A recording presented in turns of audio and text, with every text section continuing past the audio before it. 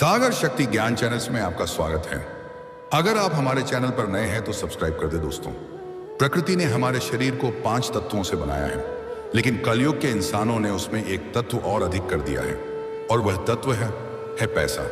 जी हाँ दोस्तों, यह सच है कि पैसों से सारी चीजें नहीं खरीदी जा सकती हैं, लेकिन यह भी सच है कि पैसों से लगभग सारी चीजें खरीदी जा सकती हैं। एक बार की बात है, एक गांव में एक संत प्रवचन दे रहे थे कि पैसों के पीछे मत भागो, ये माया का दलदल है, और इस माया के दलदल में पॉइंट एक बार जो फंस गया तो वह पूरी जिंदगी दुखी ही रहता है। और यह सुनकर वहां बैठे सभी लोग इसी बात पर तालियां बजा रहे थे। उन्हें यह बात नहीं पता थी कि यह संत इसी बात को बोलने के लिए पैसा लेता है। दोस्तों, यही तो माया का खेल है, जो कि इस दुनिया में बहुत कम लोग इस बात को जान पाते हैं, और जिसने यह जान लिया उसको इस माया ने बुलंदियों की चोटी पर पहुंचा दिया।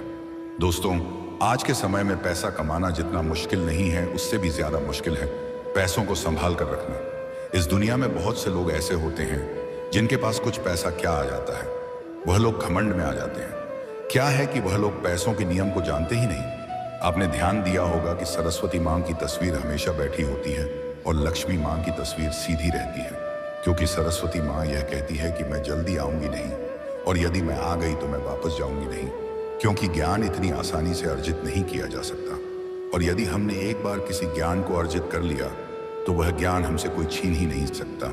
लेकिन दूसरी तरफ लक्ष्मी मां का यह नियम होता है कि वह जल्दी आ भी जाती है और उतनी ही जल्दी चली भी जाती है। यदि किसी इंसान को पैसे को सही तरीके से रखना नहीं आया तो बहुत जल्द उस घर से लक्ष्मी निकल जाती है। तो दोस्तों, आज की इस कहानी के अंदर मैं आप लोगों को 6 खर्च बताऊंगा जिसे आपको आज और अभी से ही बंद कर देना चाहिए, तो ही आप पैसों के सही नियम को समझ पाएंगे। आप कितना कमाते हैं ये जरूरी नहीं है। आप चाहे जितना भी कमाते हैं, इसमें से आप अपना खर्चा इन 6 जगहों पर कम कर दो, तो धीरे धीरे आपके घर में धन रुकना शुरू हो जाएगा। आपको खुद को लगेगा कि सच में हमारे घर में पैसा रुकना शुरू हो गया है। और अमीर बनने का सबसे पहला रास्ता यही होता है कि अपने खर्च को कम कर दो और ज्यादा पैसा कमा का तरीका ढूंढो। तो चलिए जानते हैं इस कहानी के माध्यम से कि वह कौन सी 6 चीजें हैं जहां हमें पैसा नहीं खर्च करना चाहिए। तो चलिए कहानी शुरू करते हैं।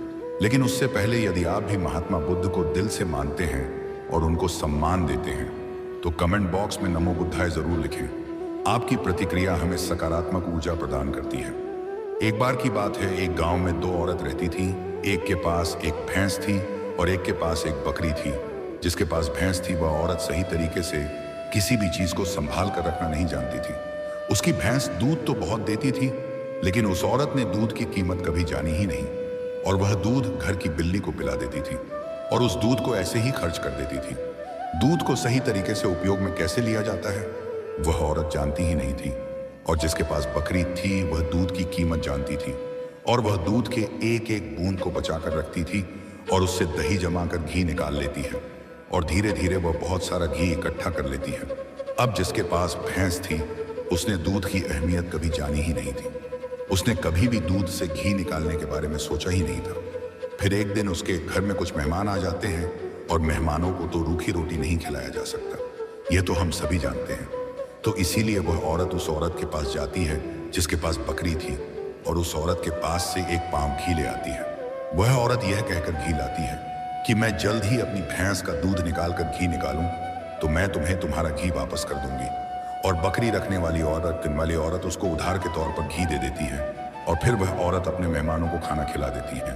उसके बाद बहुत दिन निकल जाते हैं, लेकिन वह भैंस रखने वाली औरत उसको घी वापस नहीं करती। एक दिन फिर बकरी रखने वाली औरत भैंस रखने वाली औरत के पास जाती है और कहती है कि मैंने तुम्हें एक बार घी दी थी तो मैं वह घी वापस लेने आई हूँ। यह सुनकर वह औरत कहती है, कौन सा घी? तू भला मुझे घी कैसे दे सकती है? मेरे पास तो भैंस है और तेरे पास तो बकरी है, और मैं भला तुझसे घी उधार क्यों मांगूंगी? मेरे पास तो इतनी अच्छी भैंस है और उसका तो बहुत ज्यादा दूध होता है। मैं तो खुद उससे घी निकाल लेती हूँ, मैं भला तुझसे घी क्यों उधार लूंगी? यह कहकर वह औरत घी देने से मना कर देती है, और फिर बकरी रखने वाली औरत वापस आ जाती है, क्योंकि उसको यह पता था कि कोई भी अब उसकी बात पर विश्वास नहीं करेगा, क्योंकि उसके पास तो भैंस है। लेकिन फिर भी उसने कई लोगों से इस घटना को बताया, पर इस बात को कोई मानने को तैयार ही नहीं था। सबका जवाब एक सा था कि भला भैंस रखने वाला इंसान बकरी रखने वाले से घी उधार क्यों लेगा? यह बात कोई भी मान को तैयार नहीं था। लेकिन उसी गांव के बाहर एक गुरु रहते थे और फिर वह बकरी रखने वाली औरत उस गुरु के पास जाती है और उन्हें अपनी सारी समस्याएं बताती है। उसके बाद उस गुरु ने भैंस रखने वाली औरत को अपने आश्रम में बुलाया और फिर वह औरत भी उस गुरु के पास पहुंच जाती है और वह भी अपनी बात बताते हुए कहती है कि गुरुदेव, यह झूठ बोल रही है, मेरे पास तो भैंस है और भला मैं इससे घी क्यों लूंगी।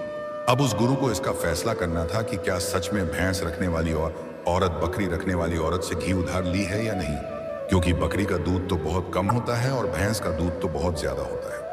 तो क्या जरूरत हो गई कि एक भैंस वाली को बकरी वाली से घी उधार लेना हुआ। अब गुरु बहुत देर सोचते हैं और उसके बाद दोनों औरतों को अपने पास बुलाकर एक एक लोटा पानी देते हुए कहते हैं कि यह पानी लेकर जाओ और दोनों ही अच्छे से हाथ पैर धोकर आओ। अब एक लोटा पानी देखकर भैंस रखने वाली औरत कहती है कि गुरुदेव, सिर्फ एक लोटा पानी से हाथ पैर कैसे धो पाऊंगी। लेकिन बकरी रखने वाली औरत उस लोटे को लेकर चली जाती है और वह अच्छे से अपने हाथ पैर धोती है और उसके बाद भी वह लोटे के अंदर कुछ पानी बचा भी लाती है और वापस गुरु के पास आ जाती है। लेकिन वह भैंस रखने वाली औरत लोटा लेकर जाती है और उसने सिर्फ अपना हाथ धोया और उस लोटे को खाली करके वापस ले आती। जैसे ही वापस लाकर दोनों औरतें लोटा रखती हैं, तभी वह गुरु कहते हैं कि भैंस रखने वाली औरत ने बकरी रखने वाली औरत से घी ली थी और उसे घी वापस करना चाहिए। अब जो गांव के लोग पास में बैठे थे उन्होंने कहा, गुरुदेव, इससे कैसे साबित हो सकता है कि भैंस रखने वाली औरत ने बकरी रखने वाली औरत से घी उधार ली है। उसके बाद वह गुरु कहते हैं कि जरा इन लोटों पर ध्यान दो। इस औरत ने लोटे में इतना पानी बचा भी लिया और हाथ पैर मुंह सब धो लिया। यह होती है किसी भी चीज की अहमियत को समझना, और दूसरी औरत ने सिर्फ अपने मुंह को धोकर ही लोटे का सारा पानी खत्म कर दिया, क्योंकि उसको इस पानी की कीमत नहीं पता थी। और जिस चीज की हमको कोई कदर नहीं होती, वह भले ही हमारे पास कितने भी हो, वह नष्ट हो ही जाती है, वह खत्म हो ही जाती है। और यदि हमारे पास कोई भी चीज कम है और यदि हम उसको सही तरीके से इस्तेमाल में लेते हैं और उसकी कीमत को जानते हैं, तो जरूर उससे हम फायदा ले सकते हैं। जैसे कि बकरी रखने वाली औरत ने दूध बचाकर उसे मक्खन निकाली और उससे घी बनाई, और दूसरी तरफ भैंस रखने वाली औरत को दूध की कदर नहीं थी, इसीलिए इतना दूध होने के बावजूद भी उसके घर में मेहमानों के लिए घी नहीं था।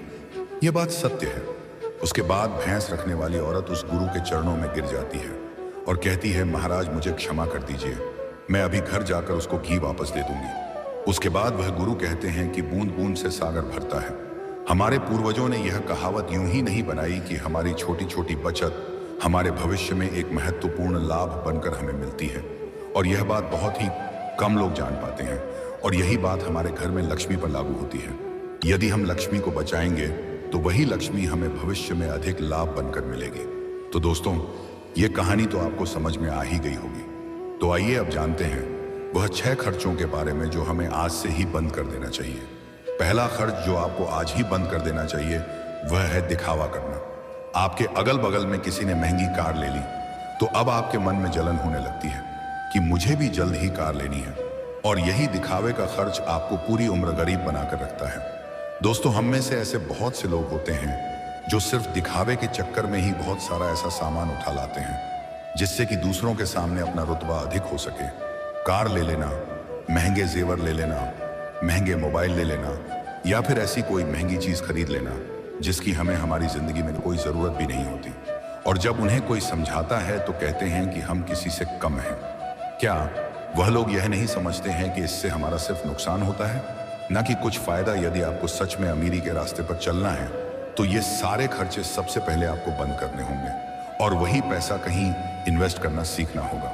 मैं ये नहीं कहता कि आप अपने शौक पूरे ना करें। मेरे कहने का मतलब यह है कि जिस चीज की आपको जरूरत है बस आप वही लो, पर कभी भी किसी को देखकर कोई सामान बिल्कुल ना लें। दूसरी बात है कंपनियों के स्कीम से दूर रहना। अपने सामान की बिक्री अधिक करने के लिए अलग अलग ब्रांड की जो कंपनियां होती हैं वो लोगों को लुभाने के लिए एक स्कीम लाती है, लेकिन यह उनकी मार्केटिंग करने की एक रणनीति होती है जो हम लोग समझ नहीं पाते। और बहुत सारे लोग अलग अलग स्कीम के चक्कर में वो चीज भी खरीद लेते हैं जिसकी उन्हें जरूरत भी नहीं होती। यदि हम मार्केट में जाते हैं और हमें पता चलता है कि 50% डिस्काउंट के अंदर कोई वॉच मिल रही है, चाहे हमारे घर में 2-4 वॉच रखी हुई हो, लेकिन फिर भी हम उस वॉच को खरीद लेते हैं। हम लोग यह नहीं समझते कि यह सब मार्केटिंग करने की रणनीति होती है। इससे हमें फायदा नहीं होता बल्कि कंपनी को ही फायदा होता है। इसीलिए ऐसे शौक कभी ना पालें। क्योंकि यही गरीब होने का सबसे महत्वपूर्ण कारण भी होता है। क्योंकि जिस भी चीज की हमें जरूरत नहीं है, हम उसी चीज में लक्ष्मी को खर्च कर देते हैं, तो उससे हमारे घर की लक्ष्मी नाराज हो जाती है और फिर धीरे धीरे हमारे घर से निकलने लगती है। तीसरी चीज जो आपको नहीं करनी चाहिए वो है उधार लेना। दोस्तों, आज के समय में ज्यादातर लोग कर्ज लेकर महंगी महंगी चीजें खरीद लेते हैं, जैसे कि कार, बंगला, मोबाइल, और फिर उसका पैसा भरते रहते हैं। जैसे कि आजकल हम लोग क्रेडिट कार्ड का इस्तेमाल करते हैं। क्रेडिट कार्ड हमें पैसे खर्च करने के लिए कहता है जो पैसा हमारे पास है, या फिर जो पैसा हमारे पास आने वाले हैं, और उस पैसे को हम खर्च कर देते हैं। तो जरा सोचिए कि हम अमीर कैसे बन पाएंगे। जो पैसा हमारे पास अभी आया ही नहीं है, उस पैसे को भी अगर हम खर्च कर देते हैं तो हम अमीर बनने के बारे में कैसे सोच सकते हैं।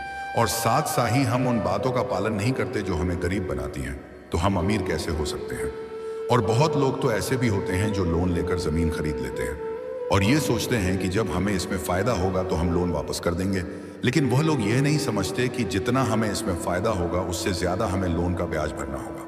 तो दोस्तों, ऐसा काम कभी ना करें। कर्ज लेकर कोई भी चीज ना खरीदें। चौथी जो चीज है और सबसे अच्छी बात भी है कि आप अपने पैसों को कैश में रखकर ही खर्च करें। कभी भी मोबाइल फोन के किसी भी ऐप का उपयोग करके पैसा खर्च ना करें। आपको शायद पता नहीं होगा कि आप कोई भी सामान खरीदते हो और फिर फोन से पेमेंट करते हो तो आपको आपके पैसे खर्च होने का ज्यादा तकलीफ नहीं होता, क्योंकि वह पैसा आपके जेब से नहीं जा रहा। लेकिन वहीं पर यदि आप अपने जेब से पैसा निकाल कर खर्च करते हैं तो आपको महसूस तो होगा कि यार पैसा खर्च हो रहा है और आप फिजूल खर्च से बचोगे। अगर आपको यकीन ना हो तो आप ऐसा करके देख लेना, मार्केट जाना और फिर किसी भी सामान का पैसा अपने फोन से पे करना। आप पाएंगे कि तब आपको ज्यादा तकलीफ महसूस नहीं होगा कि आपका पैसा खर्च हो रहा है। लेकिन जिस दिन आप अपने जेब से पैसा निकाल कर दोगे तो उस दिन आपको जरूर लगेगा कि यार पैसा जेब से जा रहा है, मेरा पैसा खर्च हो रहा है और बहुत ज्यादा पैसा खर्च हो रहा है। पांचवी बात जो आपको ध्यान रखनी है वह है आपको अपनी भावना पर काबू रखना है।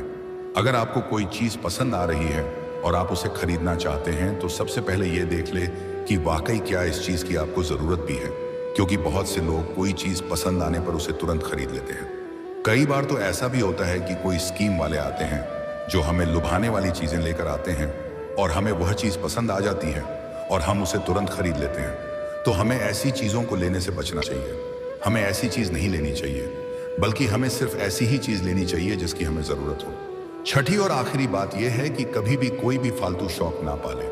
आपको शायद इस बात का पता होगा, इस दुनिया में महंगाई का सबसे महत्वपूर्ण कारण शौक है। आज के समय में नॉर्मल 10,000 का फोन आ रहा है और वहीं पर 2 लाख का भी फोन आ रहा है। दोनों में फर्क बस इतना है, किसी को 10,000 का फोन रखने का शौक है तो किसी को 2 लाख का रखने का शौक है। क्योंकि अमीर आदमी महंगा फोन रखेगा तो लगेगा कि वह अमीर है। तो ये शौक ही तो हुआ, शौक है तभी तो उसने महंगा फोन रखा और यही महंगाई का कारण है। और इसीलिए बड़ी बड़ी कंपनियां समय समय पर शौक वाली चीजें बनाते रहते हैं ताकि अच्छी अच्छी चीज बनाकर हमें लुभा सके और हमें वह चीज पसंद आ जाए और हम उसे तुरंत खरीद लें, क्योंकि उन्हें पता है कि ना लोगों का शौक खत्म होगा और ना ही उनका मार्केटिंग बंद होगा। तो इसीलिए अपने शौक पर काबू करें, जितना हो सके कम शौक करें, क्योंकि शौक करने से हमारी जिंदगी नहीं चलेगी, बल्कि मेहनत करने से और पैसे को अपने पास सेव करने से जिंदगी चलेगी। क्योंकि आज के समय में पैसा ही सब कुछ है। भले ही आज के समय में हमसे कितने भी लोग यह बात कहते हैं कि पैसा ही सब कुछ नहीं होता, लेकिन यदि उनकी जिंदगी में सही तरीके से ध्यान रखकर देखा जाए तो उनके लिए पैसा ही सब कुछ होता है। वह पैसों के लिए ही इधर उधर भाग रहे हैं और हमें कहते हैं पैसों के पीछे मत भागो। तो दोस्तों, इस वीडियो में मैंने कुछ फिजूल खर्च बताने की कोशिश की है ताकि उन खर्चों को एक कंट्रोल में कर सकें और आपके पास पैसा बचे और जरूरत के समय वह पैसा आपके काम आ सके। और वह पैसा जब जरूरत के समय हमारे काम आता है तो हमारे दिल को जो शांति मिलती है वह सच में बहुत ही अद्भुत शांति होती है। तो उम्मीद है आपको वीडियो पसंद आई होगी। अगर हाँ तो इसे लाइक करें और कमेंट बॉक्स में नमो बुद्धाय लिखें। मिलते हैं ऐसे ही किसी नई वीडियो के साथ और नई सीख के साथ, और आपको ऐसी मूर्ति भेजना वीडियो आपको देते रहेंगे। अगर आपने हमारे चैनल को अभी भी सब्सक्राइब नहीं किया है तो कृपया सब्सक्राइब कर लें। जय श्री कृष्ण, राधे राधे, धन्यवाद।